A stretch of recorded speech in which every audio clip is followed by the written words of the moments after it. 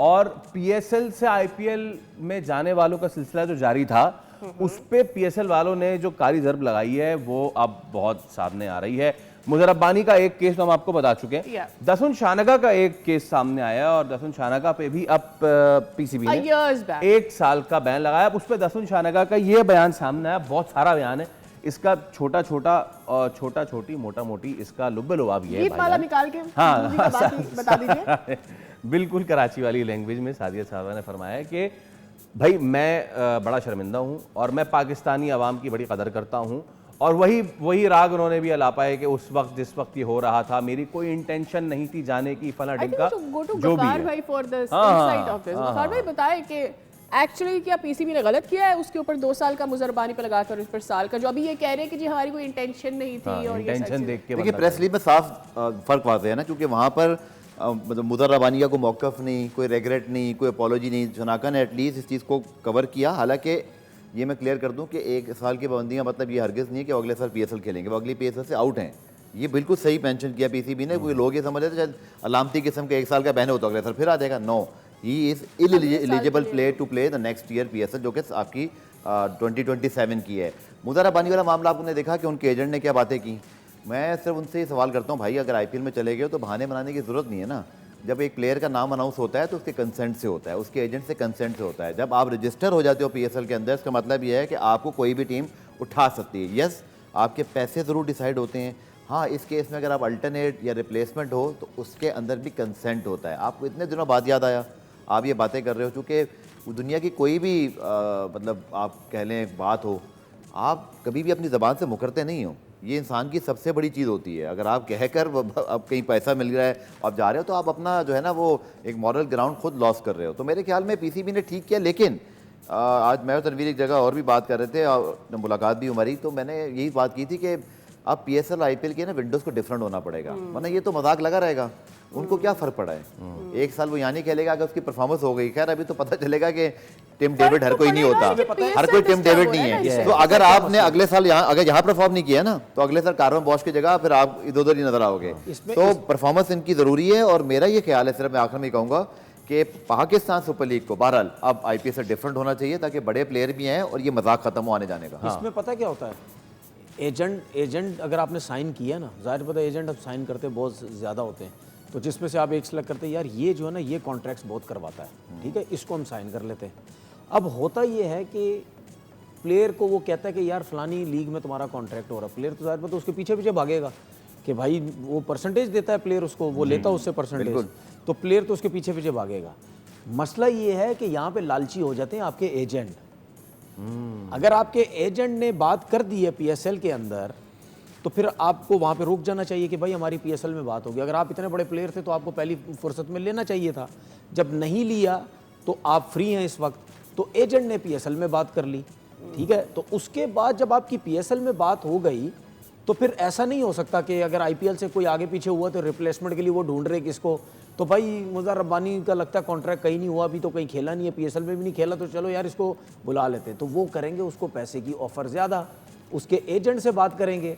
तो जब एजेंट को ये पता चले, किसी भी एजेंट को अगर ये पता चले कि यार ये जो है अब अगर पैसे की ऑफर ज़्यादा हो रही है, तो हो सकता है वो फिर ये सोचे कि यार मेरा भी कमीशन बढ़ जाएगा, ठीक है, छोड़ो पीएसएल को, अभी कॉन्ट्रैक्ट तो साइन किया नहीं, अभी तक ज़बानी कलामी सिर्फ बातचीत हुई है।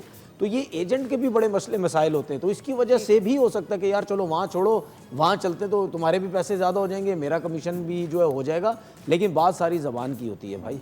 अगर आज आपने तनवीर भाई, अगर आज आप अच्छे तो नहीं होते ना, एजेंट उनको गाइड करें, प्लेयर अपना ग्राउंड पे तो ले, मॉरल तो ले। देखिए प्लेयर अगर वार्नर के साथ क्यों नहीं हो नहीं नहीं नहीं उसकी वजह होती है। प्लेयर हमने देखा है, हम लीग्स वगैरह में भी देखा है हमने काफ़ी, जब प्लेयर एजेंट को मना करने की कोशिश करता है ना, तो उसको तो प्लेयर्स की फिक्र ही कोई नहीं होती। एजेंट के पीछे तो प्लेयर दुनिया के भाग रहे होते हैं, हमारा कॉन्ट्रैक्ट करवाओ, वो भगा देगा उसको, वो उसको भगा देंगे, ठीक है ना, वो उसको भगा देंगे, बोलेगा भाई जाओ यार, मतलब क्या तुम्हें भी पैसे ज़्यादा मिल रहे हैं, हमारा कमीशन, तुम्हें क्या मसला है। अगर ये कह रहे हैं कि प्लेयर बोलना चाहिए यार मेरी, हालांकि अब आप ये देखो रेपुटेशन किसकी खराब होती है, प्लेयर की होती है, एजेंट की खराब नहीं होती। तो फिर प्लेयर को ये भी सोचना है या एजेंट को ये भी सोचना है कि अगर इस दफ़ा आपने ये लीग मना की है धोखा देके, तो दूसरी दफ़ा दूसरे बोलेंगे यार ये हमें भी धोखा दे देगा। तो ये मसले भी होते हैं। लेकिन बात ये है कि जो ज़बान दे दी है वो उसी पे ही Stay by that.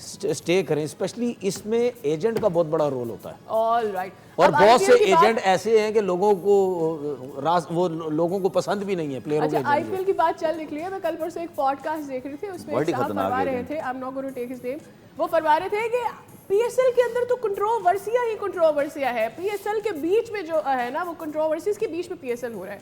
Well, so many controversies, I thought why not pull out few things जिसके बारे में एक्चुअली बात हो रही है। वहां भी आपकी बड़ी लीग है, बड़ी लीग में बहुत सारी चीजें होती हैं और लीग्स में हो जाती है, इसको किसी एक आपको क्यों किसी लीग को लेबल करना है। तो खैर, आजकल हार्दिक पांड्या के ऊपर बड़ा डिस्कशन हो रहा है। क्यों हो रहा है, पहले जरा आईपीएल का जो है पॉइंट्स टेबल अगर हम डिस्कस कर लें। अच्छा चले, मनोज तिवारी साहब कह रहे हैं कि हार्दिक पांड्या साहब को जो है वो कप्तान नहीं होना चाहिए, बल्कि वापस जो है ये कप्तानी आप रोहित शर्मा साहब को फरमा दीजिए, इसलिए क्योंकि 2022 तक उन्होंने जो कप्तानी की उसमें वो 5 टाइटल्स लेकर आए हैं मुंबई इंडियंस के लिए, जो कि इससे पहले गुजरात में थे हार्दिक पांड्या, 1 टाइटल उन्होंने जीता जिसके फौरन बाद उनको यहाँ पर लेकर आ गए मुंबई इंडियंस, और तब से 3 साल हो गए, यानी अभी 26 में भी कोई चांस लग नहीं रहा मुंबई इंडियंस का। सो कैन वी एक्चुअली, आपको याद है मनोज तिवारी कौन है?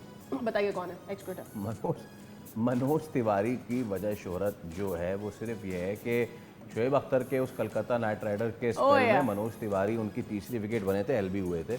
उसके बाद से लेके ना उस वक्त ना अब उनका कोई ऐसा कोई है ही नहीं क्रिकेटिंग।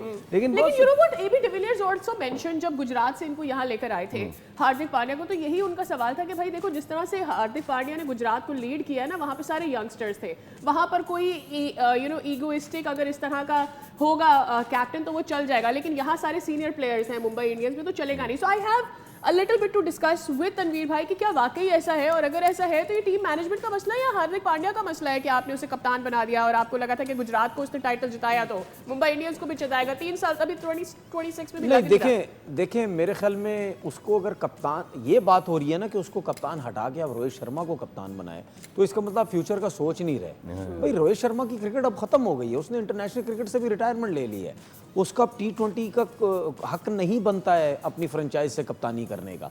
हाँ, अगर आप ये कहते हैं कि यार वो मुंबई इंडियंस से इतने 5 इवेंट जितवाए हैं, वो अलहदा चीज़ है, लेकिन आप ये कहते हैं कि इसको कप्तान बना दे, नहीं। मैं ये कहता हूं कि अगर आपको हार्दिक पांड्या की कप्तानी समझ नहीं आ रही तो उसको हटा के मुंबई इंडियन में से कोई और किसी को कप्तान बना दे, ठीक है, वो उसके अंडर खेले, रोहित शर्मा के अंडर खेले। अभी भी हमने देखा, जहां तक मुझे थोड़ा सा आइडिया, सारे मैचेस नहीं खेला रोहित शर्मा, कुछ मैचेस में वो बैठा है, ठीक है, तो आप उसका एक्सपीरियंस लें, ठीक है ना।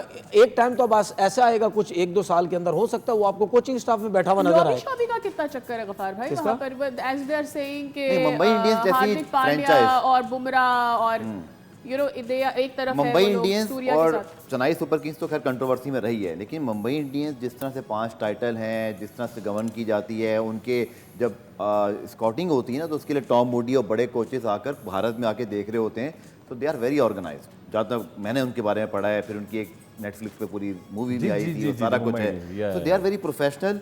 हाँ, ये ज़रूर है कि अगर आप रिकॉर्ड भी देखें तो 19 मैच हारे हैं हार्दिक पांड्या, 15 ही जीते हैं। दूसरी तरफ अगर आप रोहित शर्मा को देखें तो 91 जीते थे और सिर्फ 68 हारे थे और 5 टाइटल भी जितवाए।